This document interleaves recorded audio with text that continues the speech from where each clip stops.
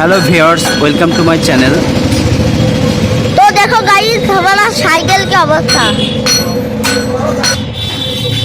Cycle শুধু চালালেই হবে না, সাইকেলের প্রতি অবশ্যই যত্ন নিতে হবে। শুধু সাইকেলের উপরে চাপলাম আর সাইকেলটাকে যত্ন নিলাম না, সেটা তো কখনো হয় না। ঠিক আছে, এবার থেকে আমরা অবশ্যই সাইকেল চালাবো, তার সাইকেলের যত্ন নিব। ঠিক আছে।